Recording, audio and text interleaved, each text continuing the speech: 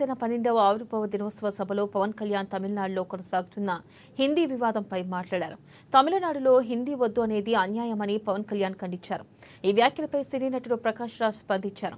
మీ హిందీ భాషను మాకు మీద రుద్దకండి అని చెప్పడం ఇంకో భాషను ద్వేషించడం కాదన్నారు. స్వభావినామంతో మా మాతృభాషను మా తల్లిని కాపాడుకోమని పవన్ కళ్యాణ్ గారికి ఎవరైనా చెప్పండి అని ప్రకాష్ రాజ్ ఎక్స్లో ట్వీట్ చేశారు.